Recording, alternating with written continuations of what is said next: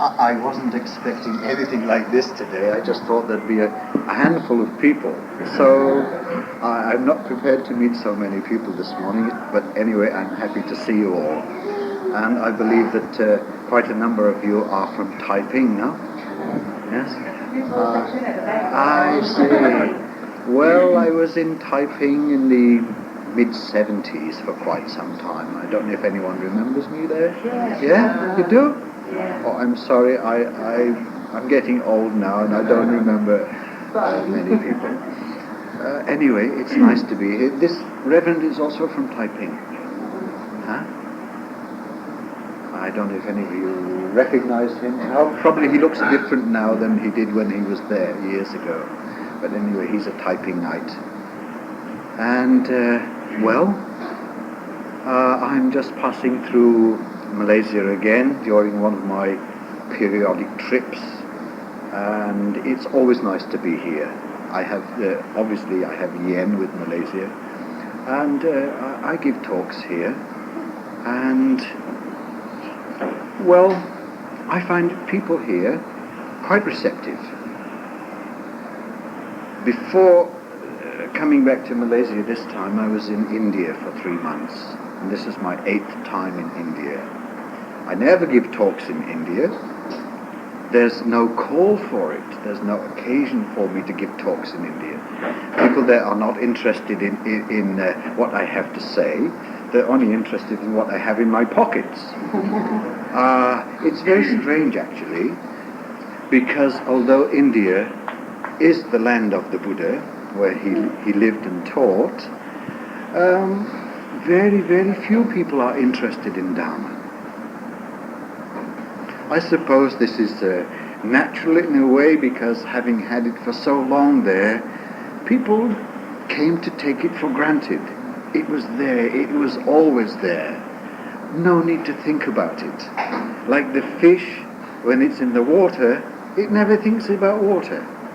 Only when the pond dries up or it's pulled out of the water will the fish think about water. When it's there, no need. So I think that's what happened in India. So now the people are not interested in Dharma at all, most of them. I would say most of them.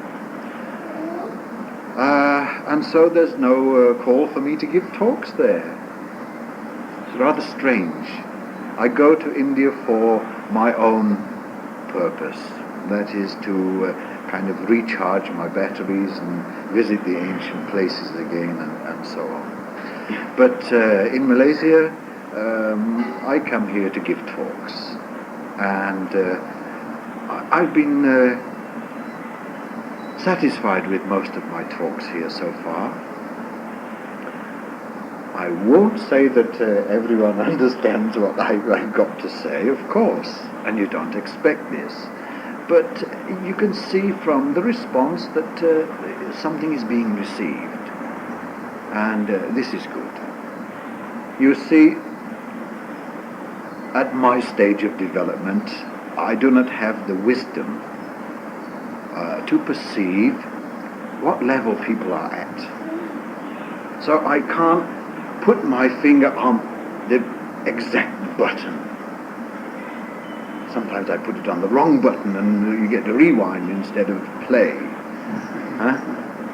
So I just have to try, in the hope that I can touch people in the right place and wake them up a bit.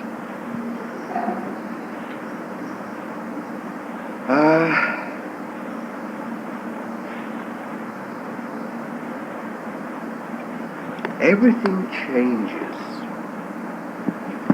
And although we try to hold on to things, to catch and possess, life does not permit this. It opens our fingers somehow and makes us let go. We cannot hold on to anything. It's not ours.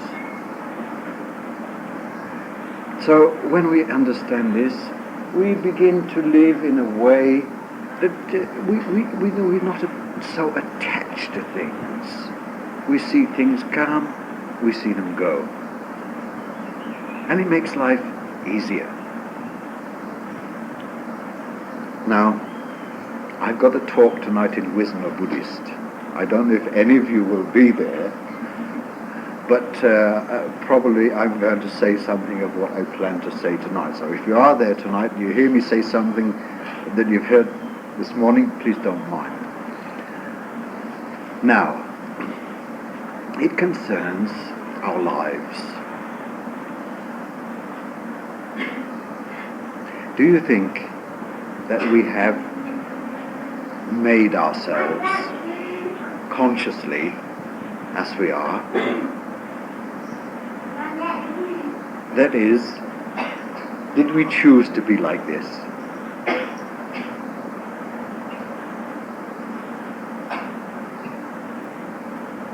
Are we happy with ourselves as we are? Satisfied with ourselves as we are? Really, we're not, are we?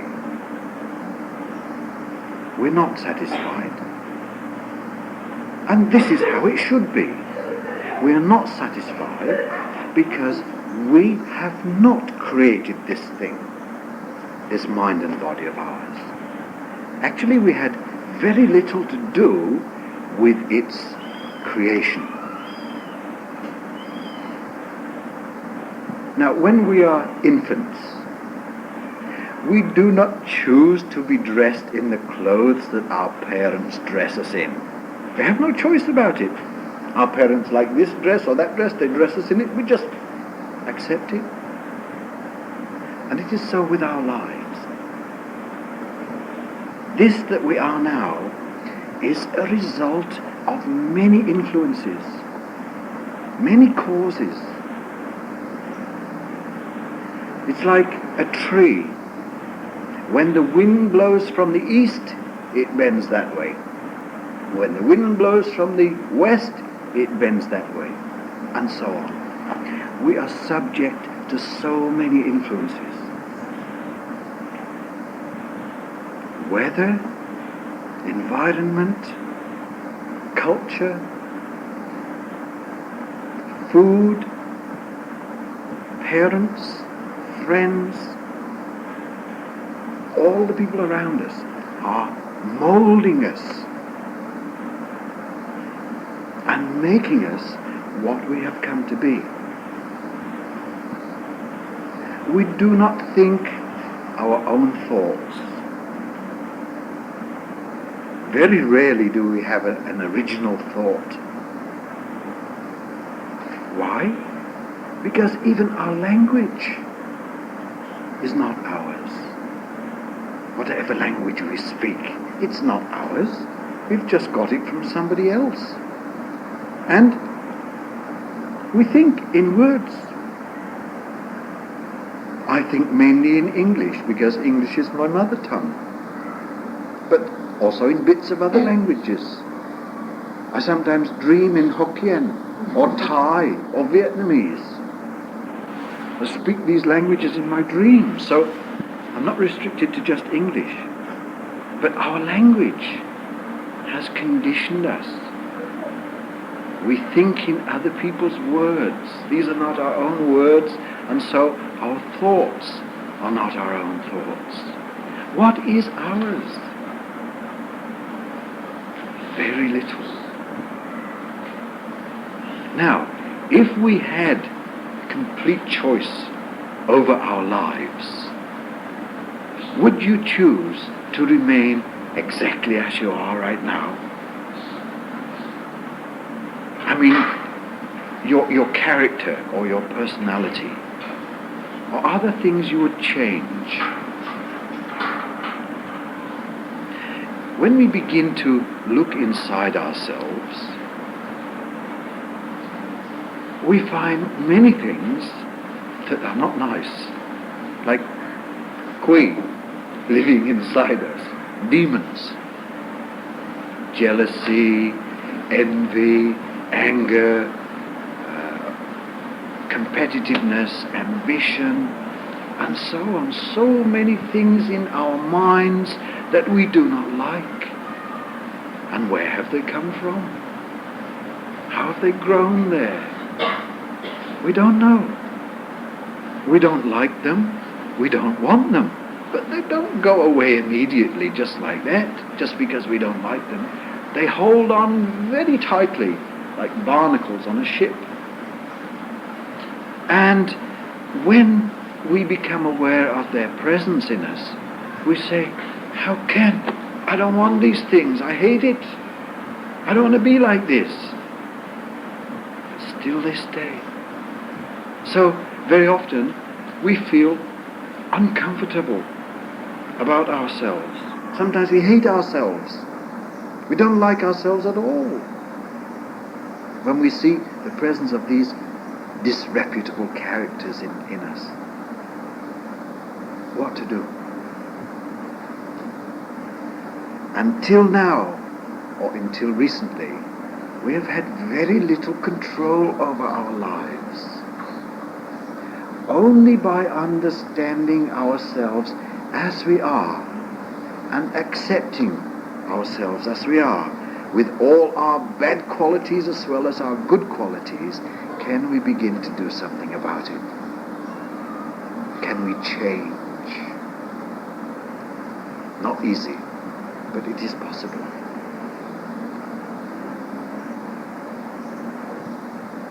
Many of these negative qualities in us, like greed and anger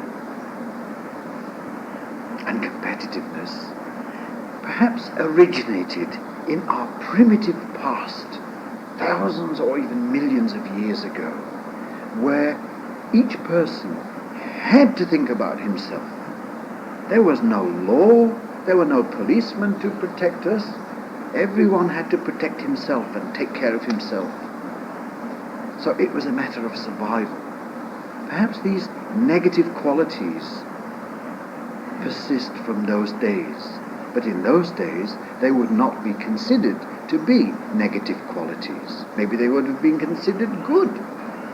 But now, when we live in a society governed by law, where we have to consider the rights and feelings of other people, these things are antisocial.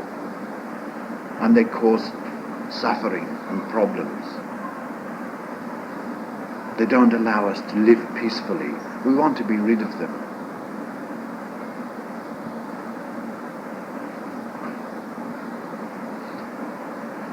Now, we have to understand that we don't live alone, that we're not the only person in the world that matters, or that has problems, has these things inside us. Everyone's got them in different degrees. And when we realize this, it makes it easier to live with them, to accept them. If we were the only person with these negative qualities, it would be a very, very great problem for us. If everyone else were free from these things, and we alone had greed and jealousy and envy and pride and malice and so on, and everyone else was perfect, it would be a very, very big problem. We would get mad very quickly. We couldn't live a single day before getting completely gila, you know? But because other people have them, we know we're not alone. Yeah? We're not alone. And we are evolving. Not individually, not one by one, but collectively, as a species, as a group, a large group. Humanity is evolving. Sometimes when we think about things, it's difficult to imagine that we are evolving. This century, the 20th century, has been the most bloody and violent century of all. Because now we have greater capacity for good and evil than ever before. In former centuries, they didn't have bombs like we have now. They used bows and arrows and spears and swords. They killed each other then, but not in such great numbers. Now with one bomb, it is possible to destroy a whole city. Our capacity now for good and evil is greater than ever before. It's not that we are more violent, it's just that we have greater capacity. And we must understand this. We can go upwards or we can go downwards, we can go forwards or we can go backwards. And it depends upon each one of us. What we choose to do, never mind about other people, don't blame the government or others for what is happening. Each one of us is responsible. What are we doing with our lives?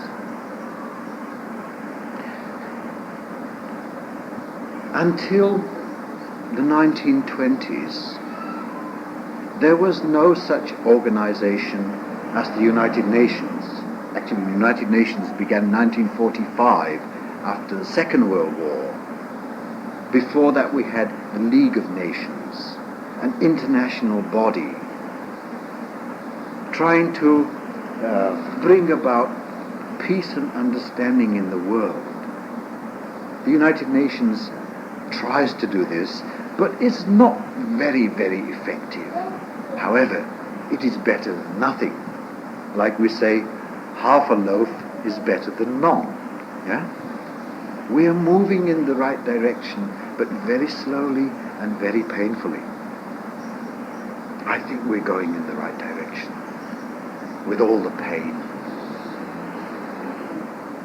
And if we can understand ourselves as part of society, then we can see a pattern. If we just think of ourselves alone, no meaning. We must be able to see ourselves as part of society, as part of the world. Then we can take our place. Okay, I can do something. Even me, I can do something. I can do my part, little bit only, but still it is important. And the reason I go around giving talks like this is because many years ago I discovered something that changed my life. Before, I had no direction in life. I didn't know what life was all about. After that, my life was changed. And I've tried and I try to share it with others, to turn them on. And I feel that if I'm able to reach and touch deeply just 10 people in my life, then my life will have been worthwhile. Really to touch them deeply, to bring about a transformation in their lives, then my life will not have been in vain. And if each of the 10 people I touch can also touch 10 people in turn, it will go out and out and out like that.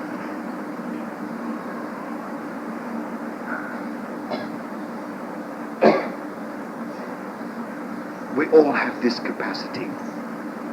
And if we discover something true, we can share this with others. We can share it with the world. And unlike money, which the more you share with other people, the less you have for yourself, with this thing, the more you give to others, the more you have for yourself. It doesn't get less. And it is this that the world is in need of. The world needs Dharma. Everyone needs it. However, it's not enough just to need it. It's not enough. We must want it also. Otherwise it's no use. And this depends largely upon yen. If we have yen with Dharma, it is easy to accept. It is easy to live our lives by it, if it has some meaning to us. But if we do not have yen, it is very difficult. What I'm talking about is nothing less than life. Life itself should be the religion.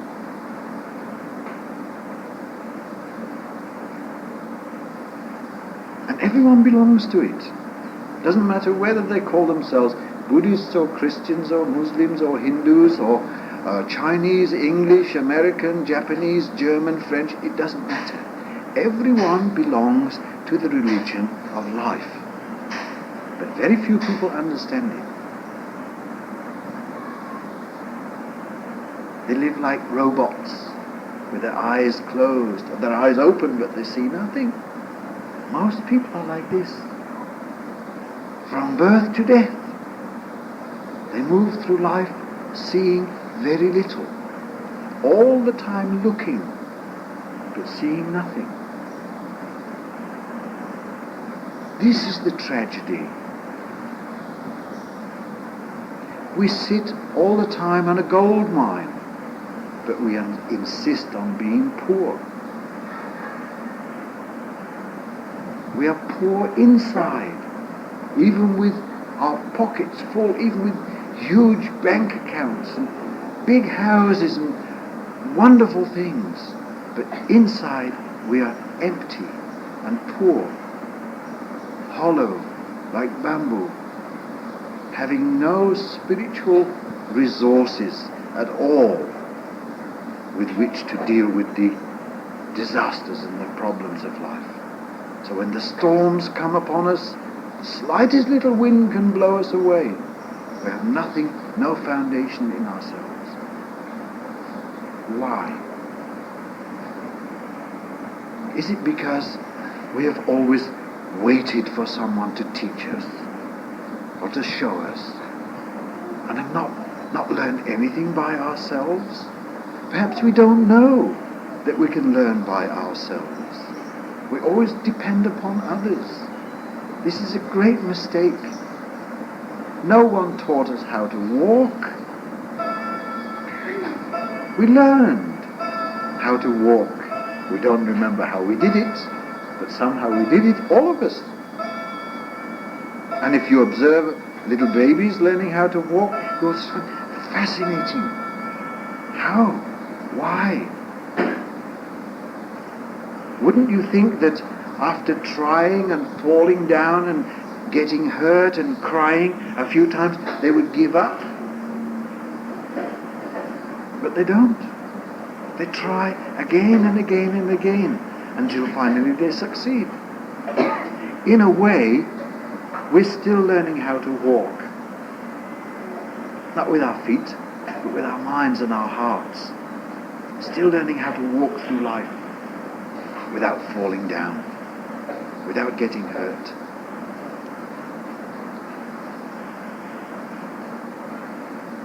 So many things to learn about ourselves, to discover. And if learning becomes important to us, it becomes a joyful thing. The joy of discovering something that we didn't know before. Something that will make us say, I see, I understand. It is like the Greek philosopher and mathematician and scientist Archimedes. One time he had a problem that he was trying very hard to solve. But no matter how hard he tried, he couldn't resolve it. Then one day, when he was taking a bath, suddenly the answer came to him, and he was so excited and happy that he ran out into the street completely naked, shouting, "Eureka! Eureka! I found it!"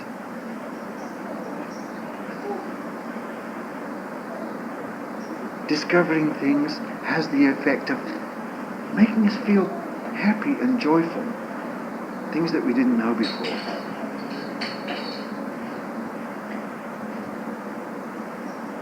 And they're never too old to learn, nor too young. A lot of people, however, seem to think that their education is complete when they leave school. In reality, it's only just begun.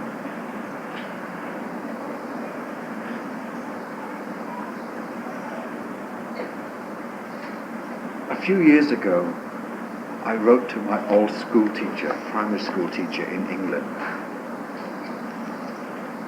And I said, I would like to thank you, after all these years, for all the things you tried to help me to understand. I said at that time, I hated school, and I was very happy to leave school.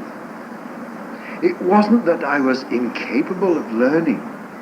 It was that I didn't like being made to learn. I wanted to find out in my own way, in my own good time.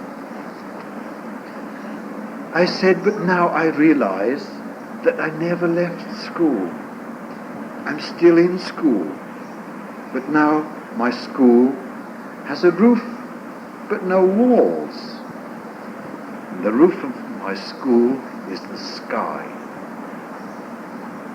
Everywhere is the school. Life is the school. Life is the teacher. Perhaps we'll never leave this school. We'll never graduate. Always something to learn.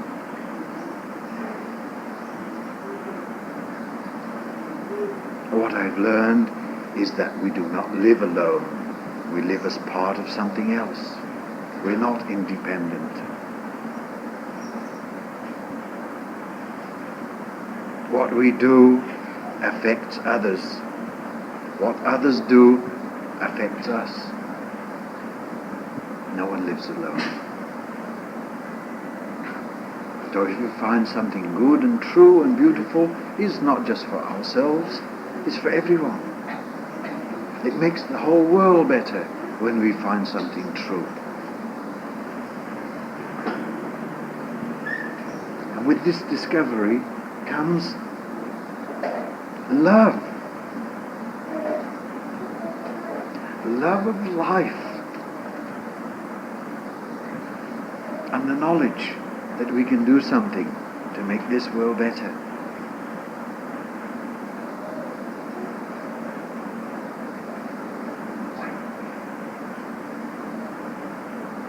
If we think of it, we ride on the backs of other people who have lived long, long ago, who lived and died for us. Christians believe that Jesus died for them. Only Jesus? Billions of people have lived and died for us, so that we can live as we do now. They suffered and struggled and sacrificed, discovered, invented, composed, built, so that we can live like this. We owe so much to so many people. We are just inheriting all that they did.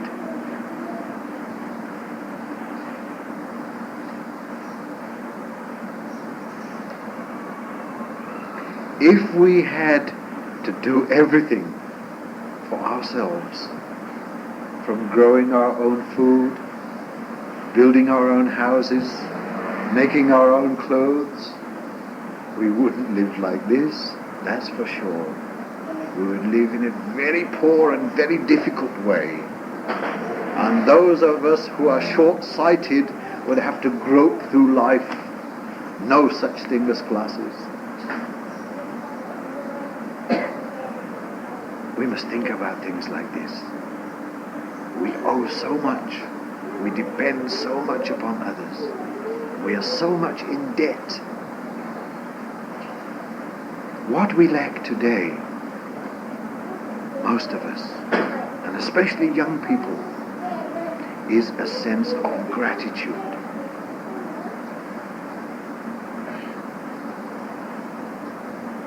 We expect so much from life. More and more. How much we get is still not enough. Always we want more. And so we become like Yao Kui. You know, the Buddhist scriptures say Yao Kui are beings because of greed and attachment and kamsyapness in previous lives are born with eyes like saucers, huge eyes, like octopus.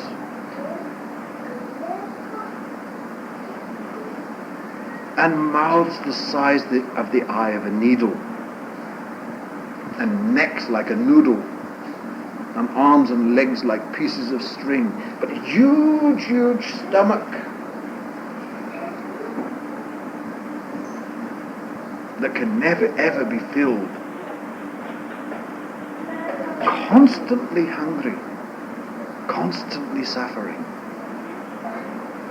Well, I've never seen anyone looking like that. I don't know if Yao Kui really look like that. I think many Yao Kui are quite handsome, good looking. We see them every day. There are lots of them. Sometimes we are Yao Kuis ourselves. Never satisfied. Always hungry, always wanting more. This is what it means to be a Yao Kui, a hungry ghost, not far away. But when we think about how much we benefit from others, how much we owe, naturally and automatically we feel gratitude. And gratitude is a wonderful quality that, together with love, takes care of everything.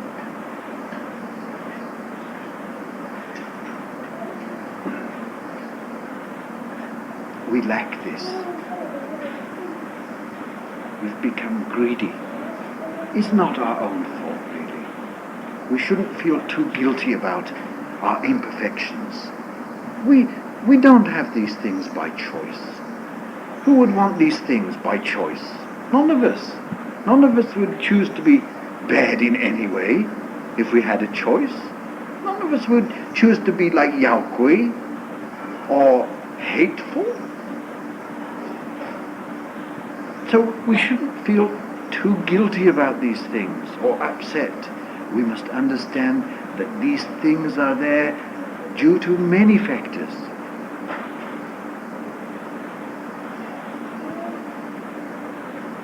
But we don't always have to remain like this. We can change. And the most important factor that helps us to change is understanding. To understand about ourselves, about how we've come to be like this.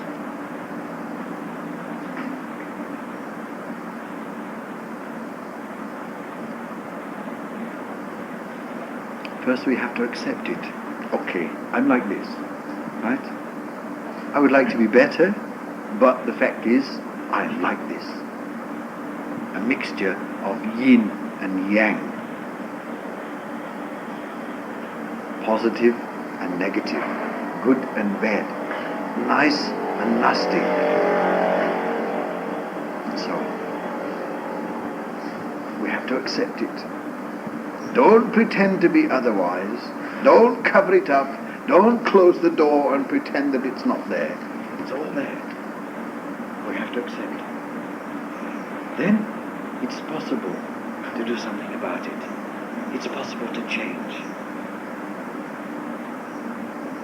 If we had to remain exactly as we are now, it would be horrible, with no possibility of change. It would be horrible.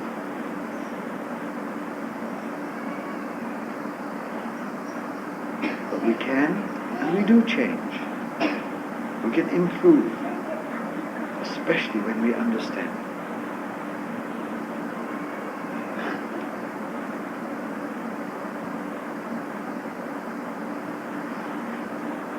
And with the help of others. This is why, we should try not to condemn others for their imperfections. Not not to blame them too much, not to be too critical, because we've got our own. And recognizing them in ourselves helps us to be more tolerant of these things in other people. And we can help each other. We can develop as a whole, not just as individuals.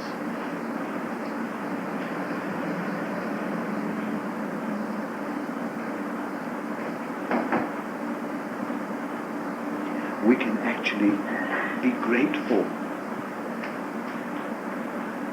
for the imperfections of other people, instead of getting so upset when someone annoys us with their bad habits and so on. Huh? Don't we get annoyed with other people's bad habits and imperfections? Huh? As if we ourselves are perfect. Next time you see something in other people that you don't like, hold on. Look at yourself. You've also got yours. In fact, we cannot recognize these things in other people unless we have them in ourselves first.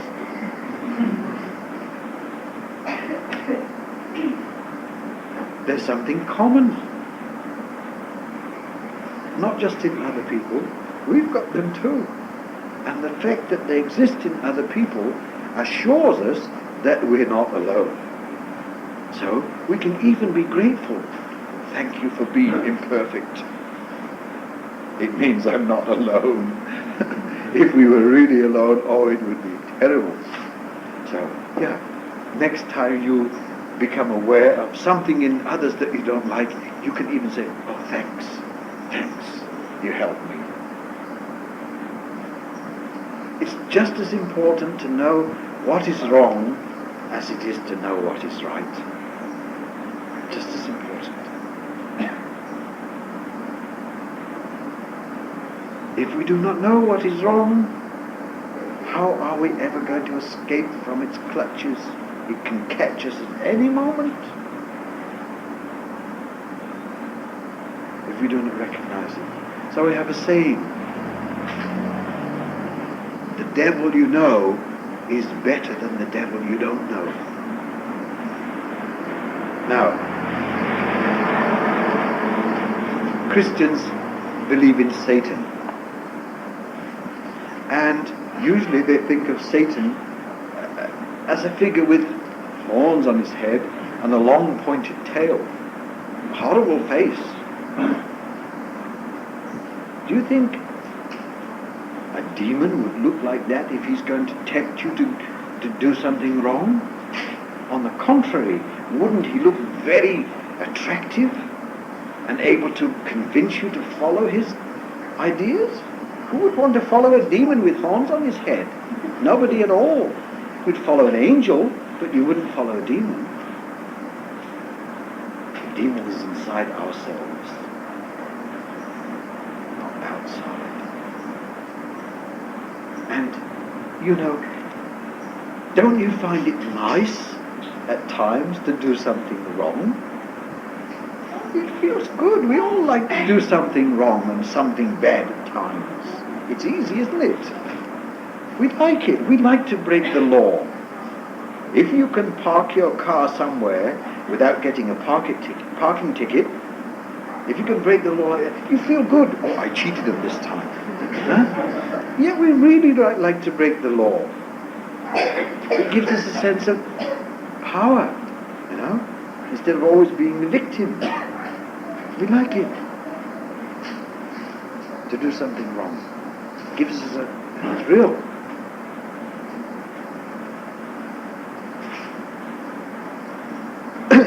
Later on, as we learn about the law of karma, how good deeds produce good results and bad deeds produce suffering, we try to be a bit more careful, a bit more in control of what we do. So we try to observe precepts, not to kill, not to steal, not to cheat, and so on, not to hurt others in any way. Why?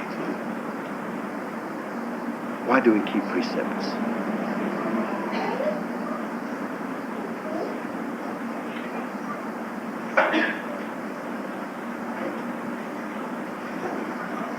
Very often, it is through fear.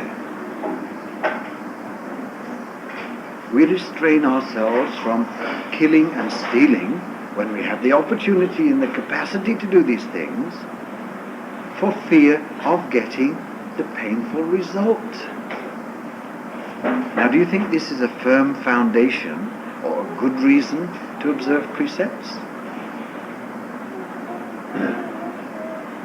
No, it's not. Because it means we're thinking of ourselves. I don't want to get the bad results, so I won't do something bad. This is self-centered. It's not so good. There is a better way, much better, to understand that just as I don't like to suffer, I don't like anyone to kill or hurt me or steal my property or cheat me or deceive me in any way, so other people feel exactly the same. So you see, other people, ask yourself, how then can you kill or steal or hurt anyone like that? So most important is to understand things, not just look at it from your own point of view, but to be able to put ourselves into other people's positions and feel how they feel. Then the natural thing is you don't even think about stealing or killing. The precepts then will be taken care of. But if you keep precepts through fear of getting the bad results, sometimes you think, well, nobody will know if I steal this here. Nobody's looking. Nobody's looking. Nobody knows. No. We know. We know. And if we do something wrong and bad, our conscience will not permit us to live peacefully with ourselves like we could before we knew. Our conscience nags us. You shouldn't have done that. You knew it was wrong, and yet you still did it. You shouldn't have done it. We can't sleep peacefully. We can't be at peace with ourselves anymore until we've tried to rectify it. Now, several times I've written letters to people who I've hurt or upset many years before and apologized. And you know, it felt so good to put this burden down. And we're all carrying burdens of different kinds, but we don't know how to put them down. Many people find it difficult to say sorry, to apologize for doing something wrong. Some people find it so difficult to apologize, it's like asking them to cut off their hand. The face is so important to them. Even they know they are wrong, but still they cannot apologize. It's really silly. It's as if they imagine themselves to be perfect or pretending to be perfect. It's silly. It only causes us a lot of problems and worries. If we realize that we've done something wrong, we should try to correct it as soon as possible by saying sorry. And it shouldn't just come from the tongue, it should come from inside. I'm sorry, excuse me, I didn't mean to do that. I don't know why I did it. I was stupid. Forgive me. Something like this. But not just words. It must be followed up by action to show that we really mean what we say. And, it becomes so much easier to live with oneself if one can find this ability to say, I'm sorry, and mean it.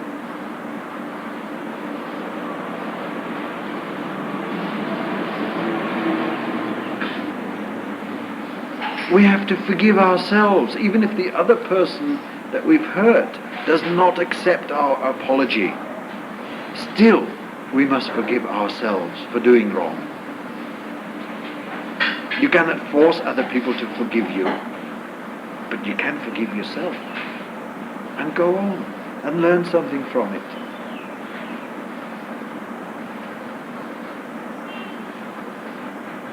The sooner we can do this, the better. Don't try to be saints. Don't try to be enlightened. The fact is, we're not enlightened. We're not saints. We're struggling, imperfect human beings. We would like to be enlightened, perhaps, but the fact is, we are not yet. But we can move in that direction if we are willing to admit our mistakes and our weaknesses, so that our weaknesses can become strengths.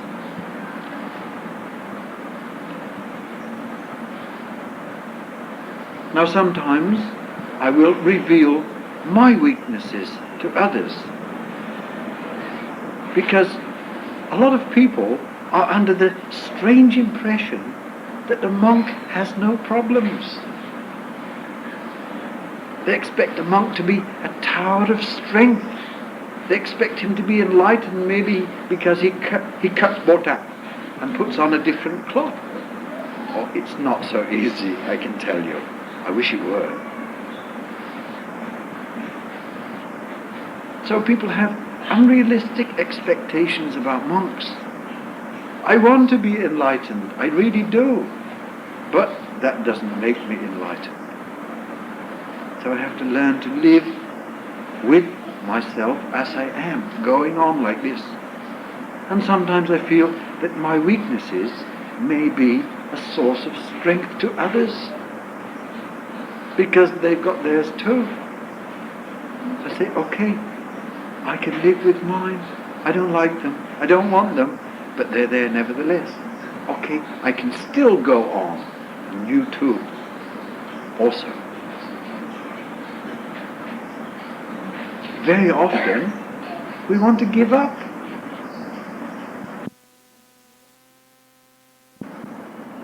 So we need encouragement from others who also turn their face in the same direction. Yes, it's hard, not easy. Easy way is not the right way. Which is easier, to climb a mountain or to fall down one? You don't have to try to fall down the mountain. All you do is step backwards and you're down. But to climb the mountain is very difficult. And that's what we're attempting to do. Climb the mountain. So it's not easy. And we need all the help and all the support that we can get. And to know that we are in the company of other people helps us a lot. But you know, what we find as we go on, life generally doesn't get easier. It actually becomes harder when we become more responsible. At the same time, however, we find that we become correspondingly stronger. We discover resources inside ourselves that we never knew we had before. And so we're able not only to carry our own burden of life, but to reach out and help others with theirs too. think perhaps you've seen this now. Whatever experience you've had, whatever you've learned from the difficulties, this you can share with others.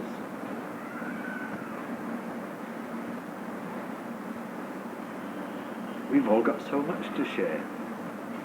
There are always people who know more than we do, who are more advanced than we are. But at the same time, there are plenty who know even less than we do. So we're always somewhere in the middle, in a position of sharing, receiving and giving, sharing in one way or another. Never alone. So at times when the going is hard and you feel all alone, remind yourself, no, we're never, ever alone. We share this world with countless other beings, not just human beings. And Buddhism teaches us that life is suffering. All living things suffer. We're not the only one. But we can do something with our suffering, with de-suffering. We can learn how to turn it around. We can learn how to make it useful, how to use it. We can learn how to change black into white.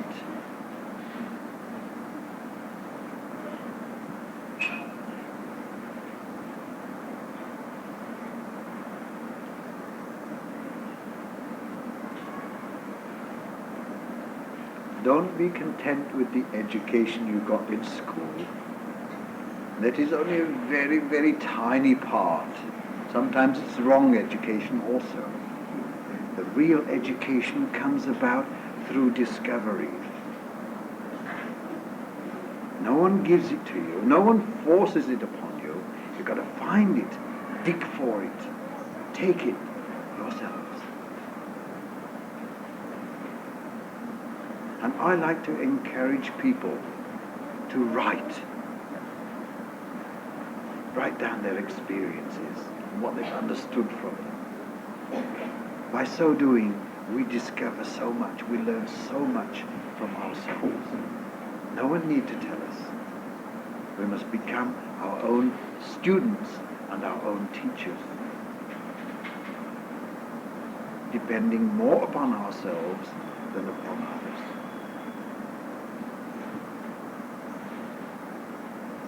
I think everyone could do this. I've done it, so why can't anyone else?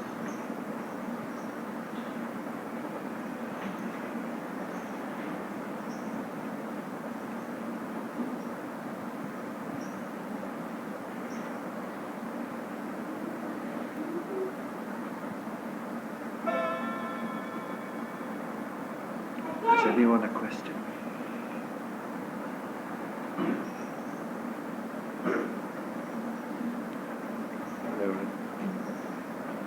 Well, I can see for myself being of a lot of imperfections.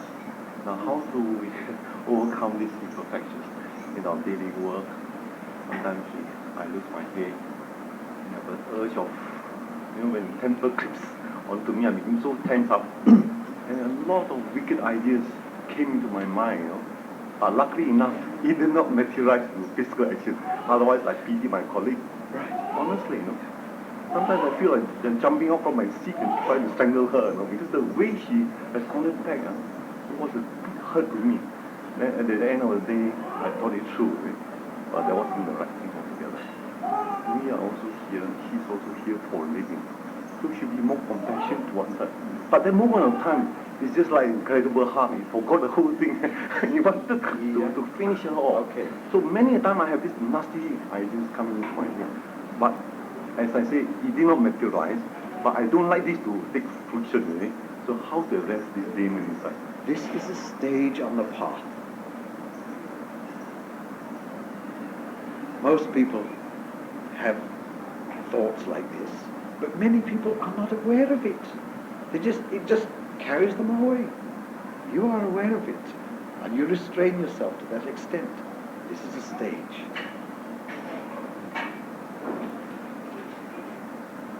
As I said before, we're all learning how to walk still. You cannot expect to learn how to walk without falling down and making mistakes and feeling pain. It's part of it. Don't condemn. Be aware. Learn from your mistakes, and your mistakes become good. Necessary. No one goes through life without making mistakes. That's how we learn. In this way, even bad is good. It's part of it. Be grateful even for your mistakes. Thank you. At least you're aware. You're not happy about it, which shows that you're on the right way. Most people don't know this.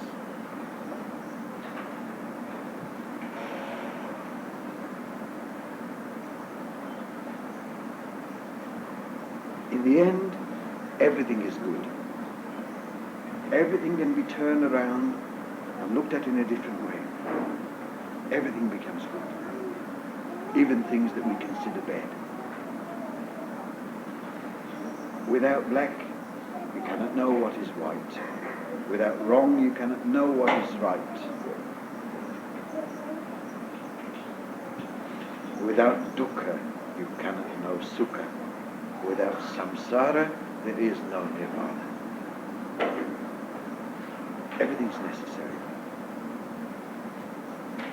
It's like a play, a drama, unfolding. Now imagine a play with just one actor, with one expression, with just one tone in his voice. How boring.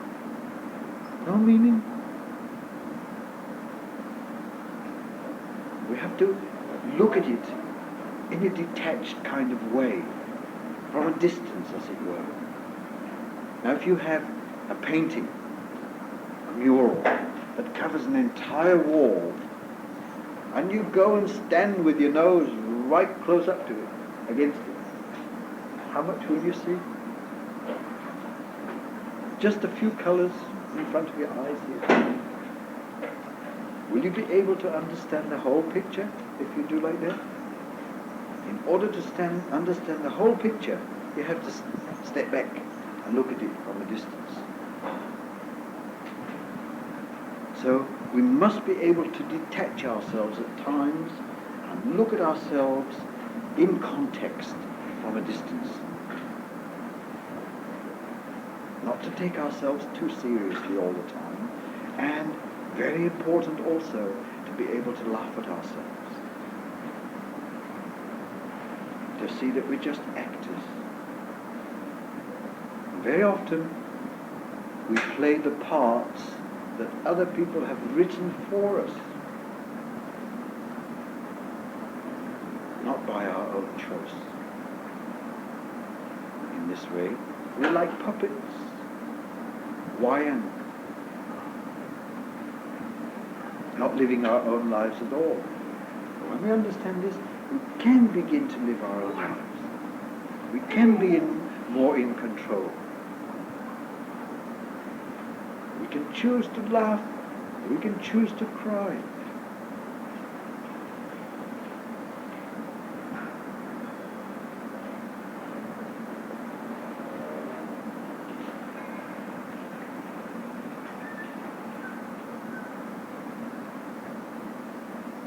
The thing is, whatever we choose to do, we must be able to accept responsibility for it. So that when and if the result comes, we do not cry and complain and blame others. We accept it as the result of what we've done before.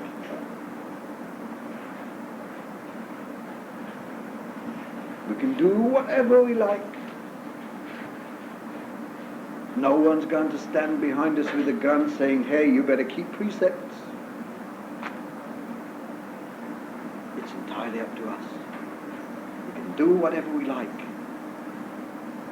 But we should be able to accept the consequences without complaining. Okay, I did it. I accept the consequences. It's like these people who are caught smuggling drugs.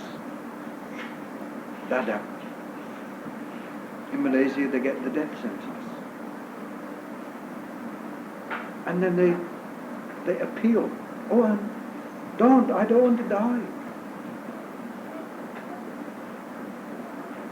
They knew before they did it what they were doing. Why did they do it? In order to get rich quick at the expense of other people suffering. They can't say they didn't know what would happen if they were caught. Still they do it.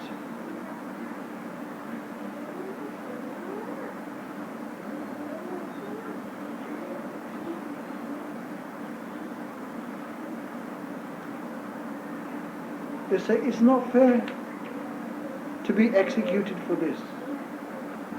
Not fair? Is what they were doing fair? When something unfortunate happens to us, we say it's not fair. But when something good happens to us, we don't say it's not fair. Why is this happening to me? Why doesn't it happen to that other person? When I win the lottery, why is it me? No? We never question like this. We don't say it's not fair. We look at things in a very one-sided way. Life doesn't take into consideration our likes and dislikes, our rights. Life is impartial. When an earthquake strikes, it doesn't strike just the houses of the poor people. Probably they'd be less affected than the houses of the rich people, actually. These nipa huts would hardly be damaged by earthquake, whereas these high-rises would. When it rains, rich people, poor people, good people, bad people, young people, old people, all get wet. Nature is impartial. We cannot bribe the laws of life. We have to understand them. Try to live by them.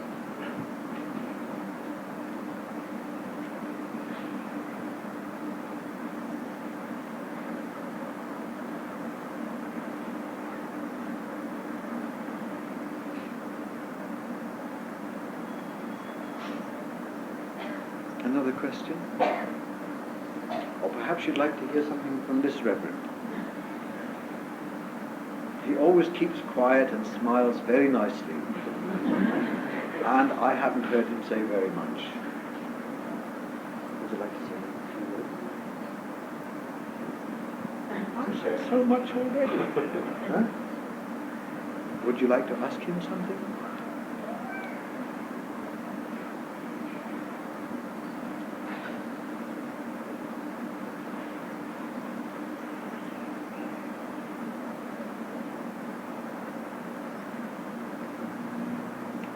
Shall we adjourn here?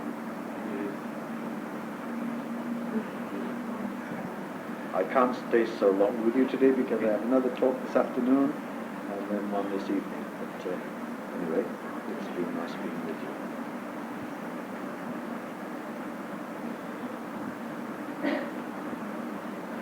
Or perhaps before we disperse, I would like to give you some blessings. So may I have a bowl of water or a glass of water and a flower.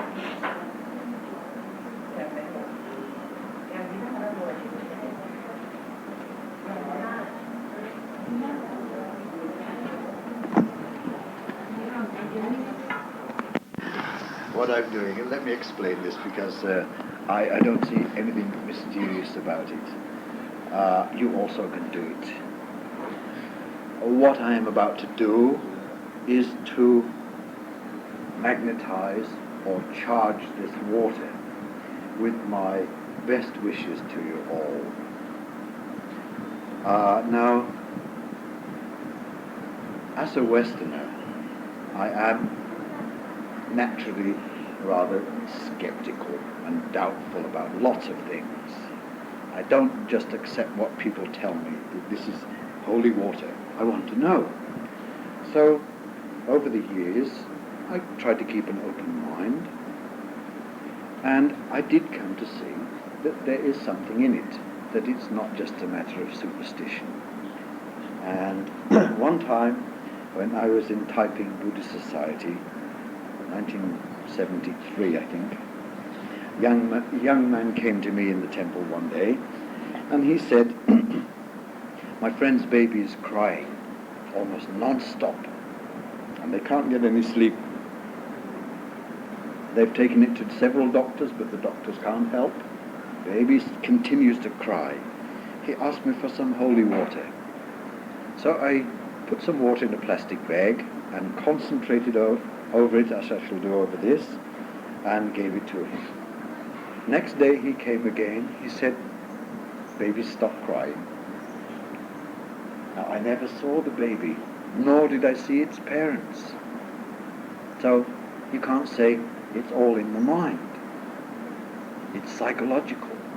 No, there is something that is transmitted into the water or into the image or into whatever you want to put it into. And anyone can do it. Most important thing is the desire to help people. Compassion. You can try it. If someone is sick in your family, someone who you care a great deal about, try it. Nothing will be lost. Much may be gained.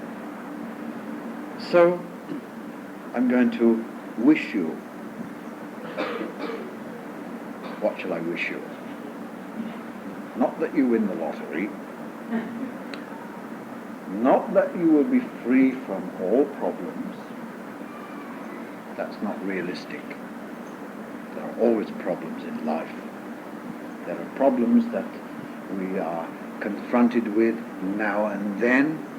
Some problems only once, perhaps.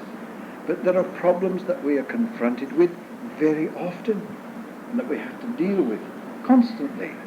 Hunger is one such problem. It's a problem that we have to face every day, and we deal with it by eating.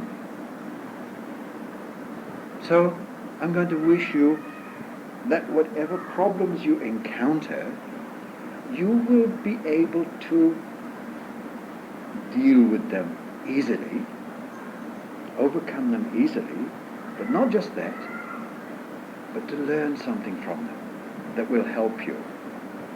This I wish for you.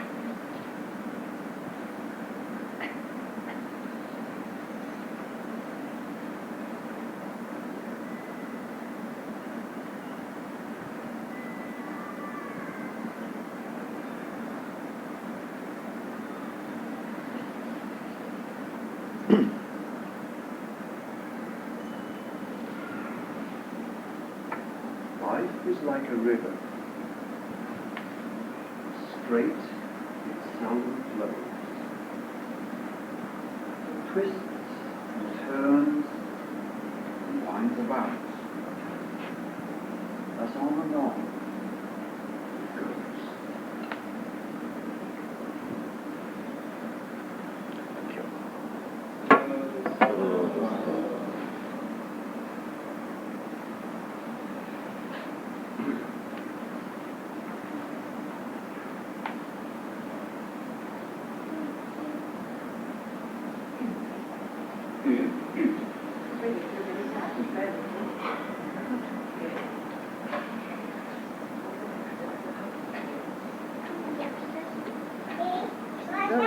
Can you accept this as a collection? Thank you.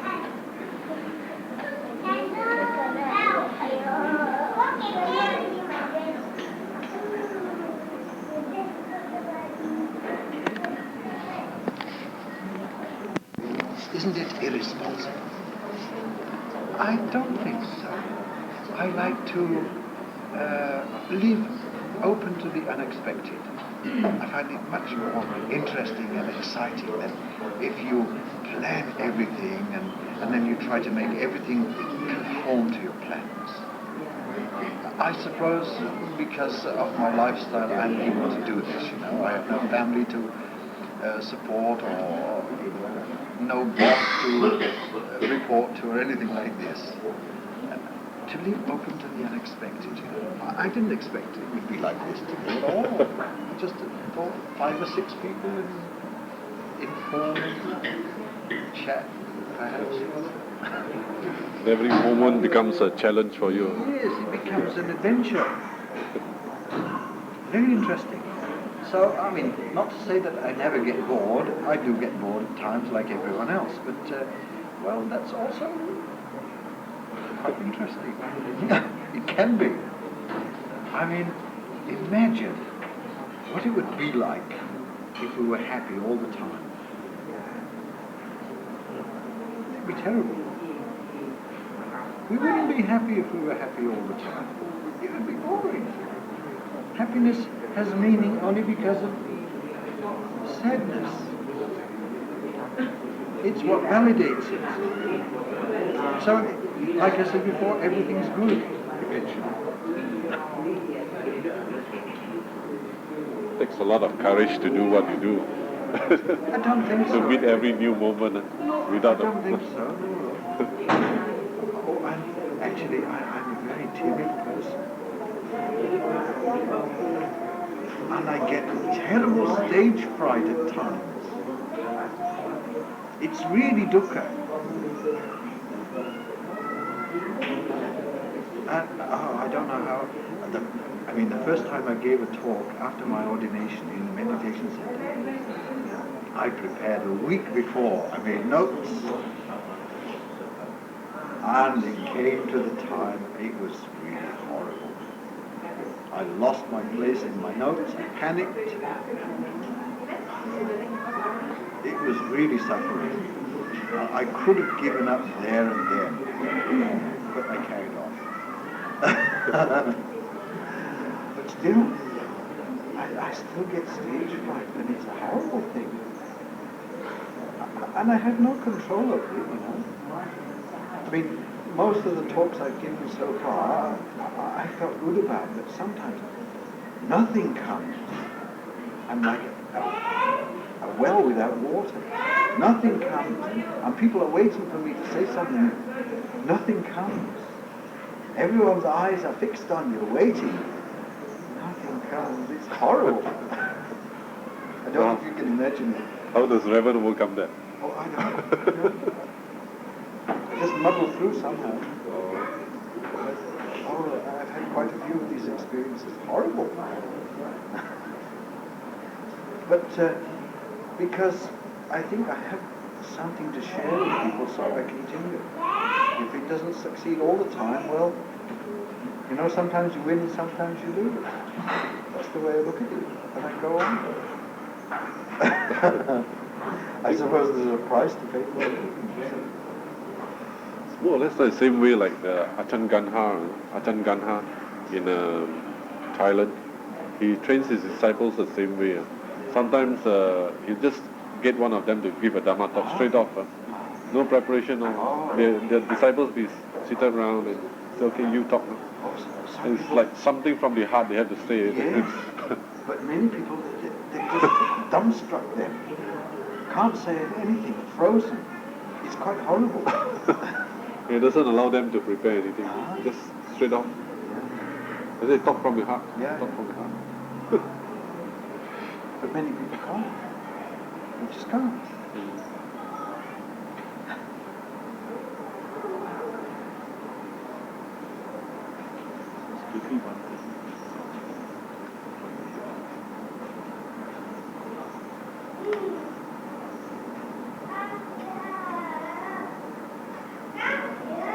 Actually, I prefer meeting people one-to-one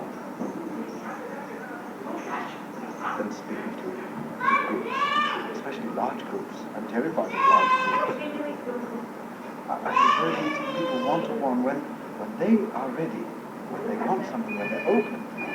and I think it's and you don't need to prepare anything.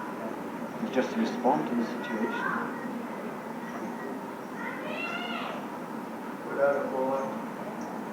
Very much like a doctor. I Very much suppose like a so, doctor. yeah. And I used to conduct a meditation session, a Dharma talk, regularly in Melbourne. But I got tired of it. It became a routine. And people would come at that time, whether they were in the mood or not, you know? And it was so difficult to go on with it. Finally, I folded it up. I said, no. You come when you're in the mood, or you call me in the mood. When you're in the mood. It doesn't matter day or night, 24 hours. Doesn't matter. I'm available. Like the old-time doctors used to do. And if I'm not in the mood when you call or come, it will be easier for you to turn me on than for me to turn you on if you're not in the mood. So, yeah, I make myself available. And I've had a lot of interesting meetings this week. People have come because they wanted to come. Anytime, not expecting anything.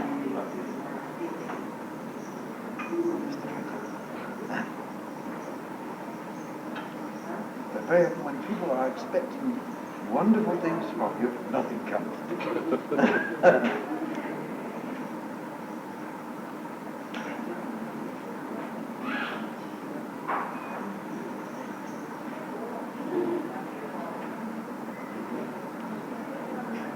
When did the Reverend decided to start giving talks?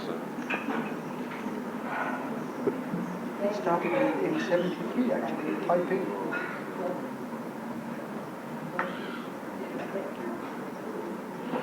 He's seen me all along now, from my very beginning.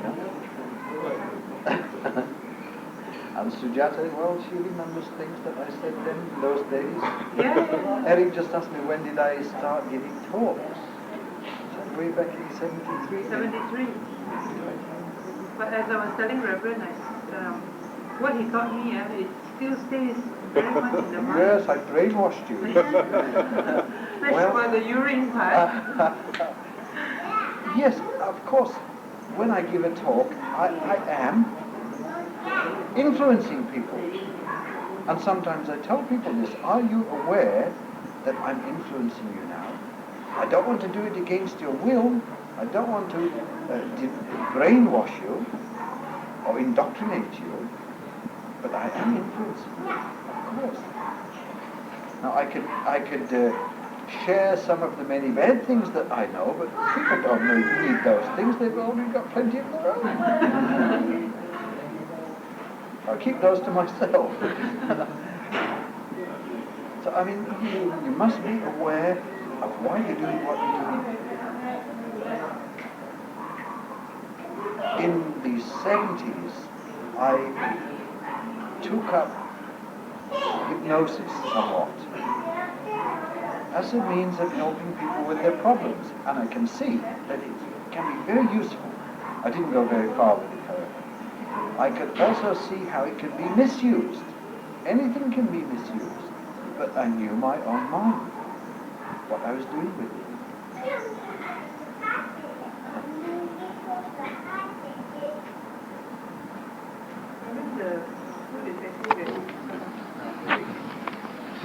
Only for a short time.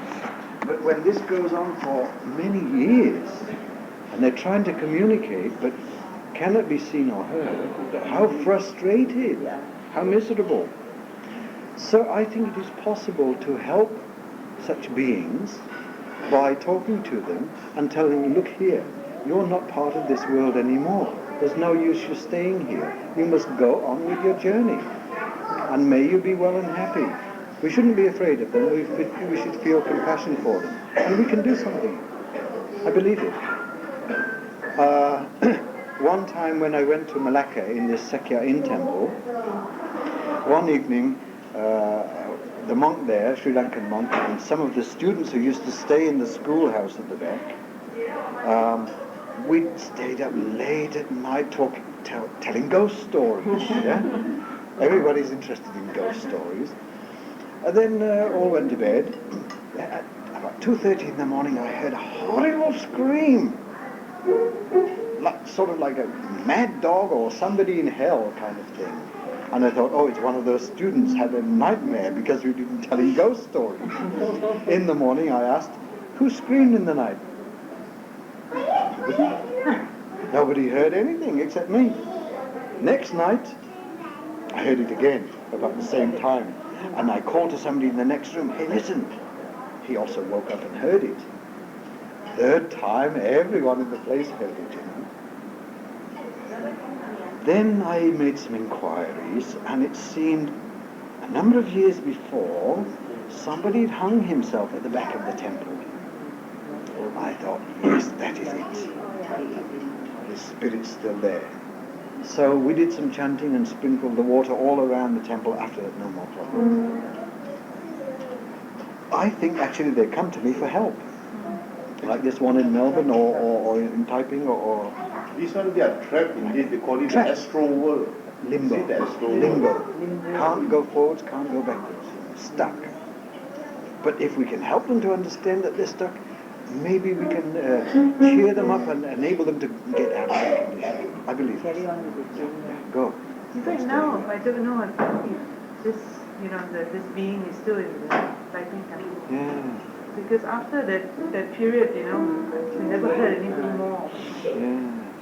Oh, people used to say to me, have you seen the ghost? I said, no, but I've heard it. They'll call, not call. Actually, they are more or less trying to call for help. Yes, they're harmless. They need help. Only thing is when you see them, you're so frightened yourself. How to help them then? Yeah, when I was a kid, I saw a ghost in my house, the house that I was born in. I was terrified, petrified. And, my elder brother always used to scare me. Go outside at night, the ghost will get you. I was scared of the dark for years. Finally, I had to confront my fear of the dark and overcame it. But when they stayed there was nothing, huh? You all stayed there? Nothing at all. Maybe Bo Yen. But that place is a very illustrious history. Yeah. Temple. Actually, it was half donated. Donated to the By the How does this ghost communicate about it? Do they communicate by mind? I think so, vibrations. Probably on a And, different level. animals can sense these things Yeah, more than we can. Animals are sensitive. We who live in cities, we've become very urbanized. We've lost our sensitivity to a large extent. We've become sophisticated. If you go amongst the primitive peoples in the jungles or the deserts and so on, you will find them much more sensitive than we are. They haven't lost it. They can feel about people, Yeah, we've been deafened by the traffic jam, horn. Yeah. There used to be a house in Damansara which we used to use and reverends used to come and put them up there and sometimes there's one of the brother who became a Samanera there and then he felt very strongly this being around. Then while he was meditating and then he felt like communicating and so he mentally said, well, if you are really present, show me a sign. No sooner he said that the doorbell rang. The doorbell has been disconnected. So he wasn't very sure again. I'm not very sure about that. Not convinced. Could you please do it once more? So once more he came around. Oh, I see. Yes. So he knew that there was this thing. Many people who have meditated in that place, I felt something about that. Yeah. I suppose that the first thing to do is get rid of the fear in yourself Yes. before you can actually talk to the person or whatever. That particular bungalow was empty for a long, long time. And no one make use of it? I remember that the one in Taipei, even I think if I'm not mistaken, Ravi Sivali is like that, where Great weight on that it. Ah.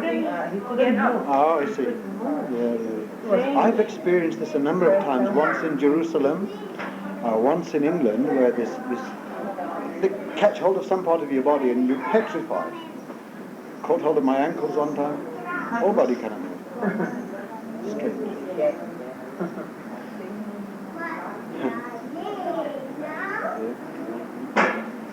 So I think perhaps we will have to go because got some other meetings later.